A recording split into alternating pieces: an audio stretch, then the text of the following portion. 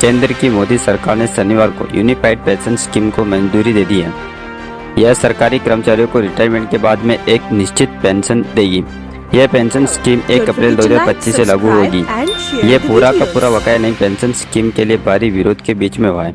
इसका विपक्ष ने राजनीतिक लाभ के लिए फायदा उठाया है। हिमाचल प्रदेश 2023, राजस्थान 2022, छत्तीसगढ़ 2022 और पंजाब 2022 में जहां पर विपक्षी दलों की सरकारी थी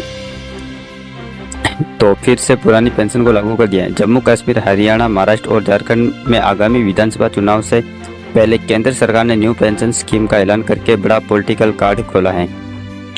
तो यूनिफाइड पेंशन स्कीम यानी यूपीएस सरकार के कर्मचारियों के लिए नई पेंशन स्कीम है। इस स्कीम के तहत कर्मचारियों के लिए एक निश्चित पेंशन स्कीम का प्रावधान किया जाएगा। यह नई पेंशन स्कीम से काफी अलग है। इस पेंशन की राशि निश्चित नहीं होती है। केंद्रीय सूचना एवं प्रशासन मंत्री अश्विनी वैष्णव के मुताबिक यूनिफाइड पेंशन स्कीम के 5 मुख्य स्तंभ हैं। पहला, निश्चित पेंशन।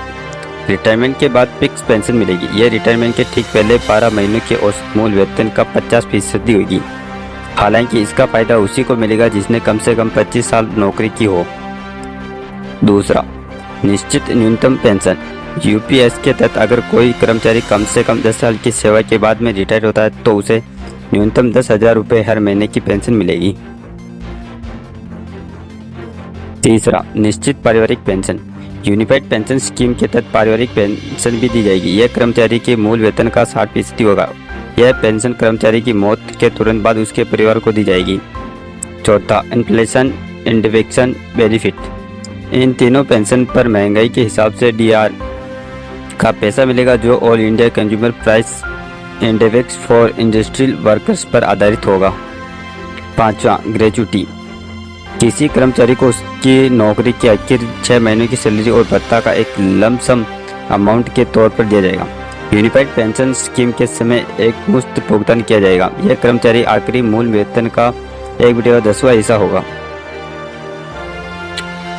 भारत की पेंशन नीतियों में सुधार के लिए केंद्र सरकार के प्रयास के बाद 1 जनवरी 2004 को एनपीएस ने ओपीएस की जगह ले ली थी। इस डेट के बाद सरकार सेवा में शामिल होने वाले लोगों को एनपीएस के अंडर रखा गया था।